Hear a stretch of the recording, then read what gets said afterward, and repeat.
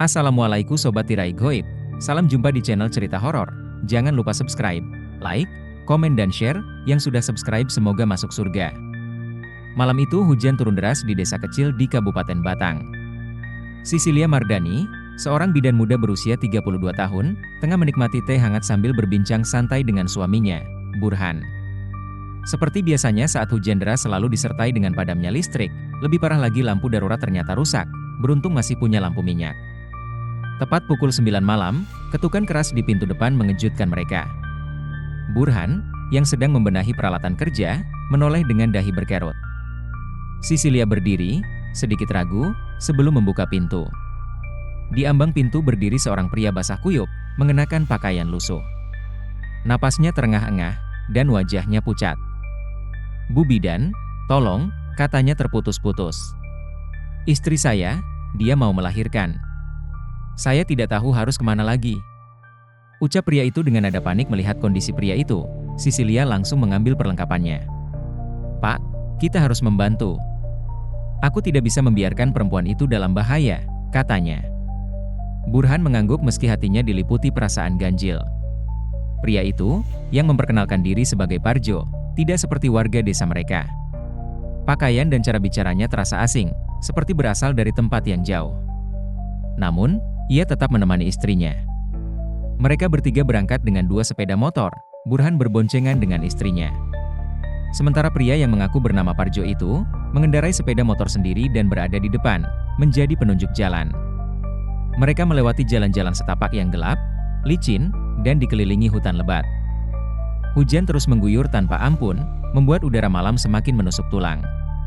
Setelah sekitar 1 jam perjalanan, mereka tiba di sebuah gapura kayu tua. Tulisan di atasnya samar, tertutup lumut dan hujan, namun Sisilia bisa membaca kalimatnya, "Selamat datang di Desa Kembangan." Desa Kembangan tampak seperti tempat yang terjebak di masa lalu. Rumah-rumahnya terbuat dari bambu, dengan atap rumbia yang terlihat tua namun terawat.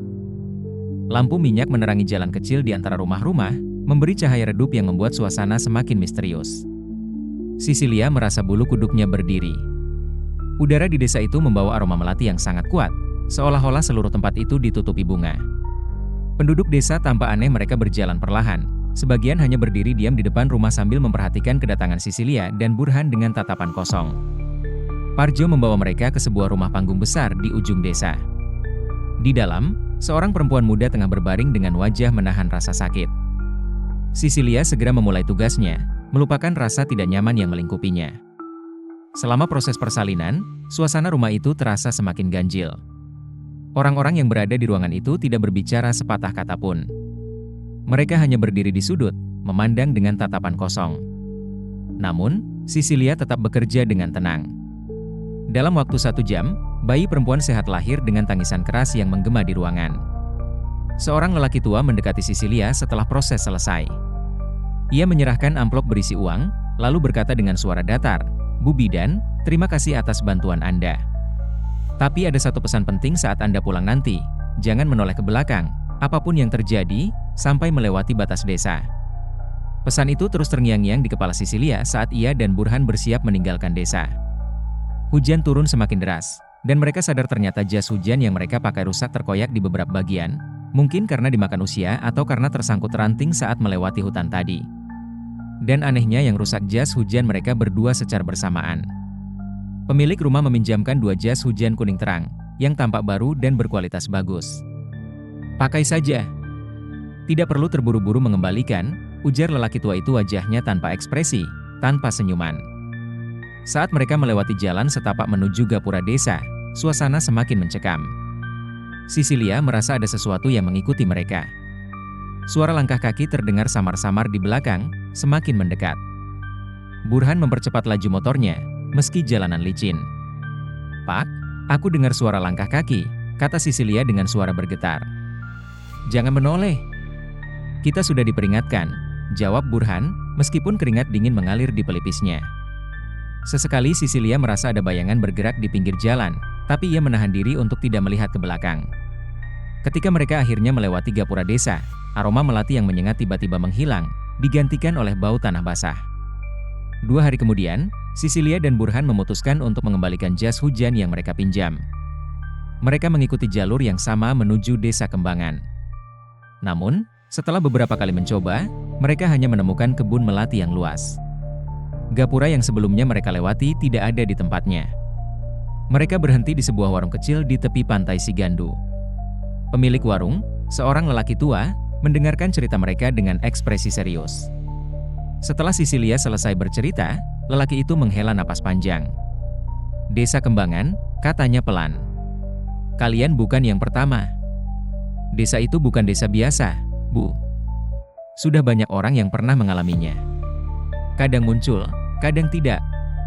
Orang-orang yang pernah ke sana selalu kembali dengan cerita yang sama. Namun desa itu tak pernah bisa ditemukan lagi," ujar lelaki tua itu. Setiba di rumah, Sisilia merasa lega meski sedikit kecewa. Namun, keganjilan mulai muncul sejak malam itu. Jas hujan yang mereka bawa pulang berubah. Dari yang sebelumnya terlihat baru, kini lusuh, penuh bercak tanah, dan mengeluarkan aroma melati yang sangat menyengat. Malam itu, Sisilia mendengar suara tangisan bayi dari ruang tamu. Saat ia memberanikan diri memeriksa, ruang tamu kosong, tetapi jas hujan itu tergeletak di lantai, basah dan penuh lumpur. Burhan, yang menyusul Sisilia, mencoba meraih jas hujan itu, tetapi saat tangannya menyentuh kainnya, udara di sekitarnya menjadi dingin, dan suara langkah kaki terdengar dari luar rumah. Sisilia dan Burhan merasa hidup mereka tidak lagi sama. Setiap malam, mereka mendengar suara langkah kaki dan bisikan-bisikan yang memanggil nama Sisilia. Jas hujan itu seolah menjadi penghubung dengan Desa Kembangan, yang terus menghantui mereka. Mimpi-mimpi Sisilia dipenuhi bayangan perempuan yang melahirkan di desa itu, dengan mata hitam kosong yang menatapnya tanpa henti. Di dalam mimpinya, ia melihat dirinya kembali ke desa itu, namun kali ini desa itu tidak lagi menyambut. Sebaliknya, seluruh penduduk desa berdiri diam, menunggu dengan tatapan penuh ancaman. Sejak malam itu, hidup Sisilia dan Burhan tak lagi tenang. Gangguan suara langkah kaki, bisikan, dan mimpi buruk semakin intens. Sisilia mulai merasa tubuhnya melemah, seperti ada energi gelap yang menggerogoti kekuatannya. Burhan, yang awalnya bersikap tegar, mulai menunjukkan tanda-tanda kecemasan. "Ini tidak bisa dibiarkan, Sil. Kita harus mencari bantuan," kata Burhan suatu pagi, setelah mereka mendengar suara bayi menangis lagi saat subuh. Sisilia mengangguk lemah. Dia tahu ada sesuatu yang salah. Jas hujan kuning itu, meski mereka sembunyikan di gudang, seolah memancarkan aura yang tidak wajar. Setiap kali mereka mencoba membuangnya, jas hujan itu selalu kembali ke dalam rumah, dengan kondisi yang lebih mengerikan terendam lumpur atau penuh bercak darah tipis. Burhan membawa Sisilia ke seorang paranormal tua di desa tetangga. Pak Marsono, paranormal tersebut, adalah orang yang dikenal memiliki kemampuan mengusir makhluk gaib dan membuka tabir misteri. Setelah mendengar cerita Sisilia dan Burhan, wajah Pak Marsono berubah serius. Ia menyalakan dupa dan memejamkan matanya, seperti berusaha melihat sesuatu di dunia lain. Setelah beberapa saat, ia membuka matanya perlahan. "Kalian telah berhubungan dengan desa yang tidak semestinya ada di dunia ini," kata Pak Marsono dengan suara berat. Desa Kembangan adalah tempat yang terperangkap antara dunia nyata dan dunia arwah. Penduduknya bukan manusia biasa. Mereka adalah roh-roh yang terjebak di sana karena dosa besar di masa lalu. Jelas Pak Marsono menegaskan. Pak Marsono menjelaskan bahwa gangguan yang dialami Sisilia adalah akibat energi gaib yang tertinggal dari jas hujan tersebut. Desa itu merasa Sisilia berhutang sesuatu karena telah mengambil barang yang bukan miliknya. Satu-satunya cara untuk menyelesaikan ini adalah mengembalikan jas hujan itu ke tempat asalnya. Namun, kalian tidak bisa pergi ke sana sendiri. Desa itu tidak akan muncul begitu saja. Aku akan memandu kalian melalui ritual khusus, ucap Pak Marsono lagi. Malam itu, di bawah cahaya bulan yang redup, Pak Marsono memulai ritual. Ia membakar dupa dan membaca mantra-mantra kuno. Sisilia dan Burhan diminta duduk di lingkaran garam sambil memegang jas hujan kuning yang kini terlihat semakin kotor. Ketika mantra mencapai puncaknya, udara di sekitar mereka berubah. Bau melati kembali menyeruak, dan angin dingin berhembus kencang. Di depan mata mereka, perlahan-lahan gapura Desa Kembangan muncul di tengah kebun melati yang tadinya kosong. "Cepat masuk dan kembalikan jas hujan itu ke rumah tempat kalian meminjamnya," kata Pak Marsono dengan nada mendesak. "Tapi ingat, jangan berinteraksi dengan siapapun di sana, dan jangan menoleh ke belakang sampai kalian kembali ke tempat ini." Nasihat Pak Marsono pada Sisil dan Burhan. Sisilia dan Burhan melangkah masuk ke dalam desa yang kini terasa lebih mencekam dibandingkan sebelumnya. Rumah-rumah tampak lebih suram, dan penduduk desa berdiri diam di pinggir jalan, memandang mereka dengan tatapan kosong. Ketika mereka sampai di rumah tempat persalinan sebelumnya, pintu terbuka dengan sendirinya. Di dalamnya, ruangan itu tampak persis seperti terakhir kali mereka berada di sana. Sisilia meletakkan jas hujan di lantai dengan hati-hati, lalu berbalik tanpa berkata apa-apa. Saat mereka keluar dari desa, suara langkah kaki kembali terdengar, kali ini lebih jelas dan mendekat. Sisilia menggenggam tangan Burhan erat, menahan rasa takut yang hampir membuatnya ingin berlari. Namun, mereka berhasil melewati gapura tanpa menoleh. Begitu mereka keluar dari batas desa, gapura itu menghilang, bersama dengan aroma melati yang selama ini menghantui mereka. Udara menjadi hangat, dan suara malam kembali normal. Pak Marsono menyambut mereka dengan senyum lega. Kalian sudah selesai dengan urusan desa itu. Tapi ingatlah, jangan pernah mencari desa itu lagi, karena tidak semua orang yang masuk bisa keluar seperti kalian.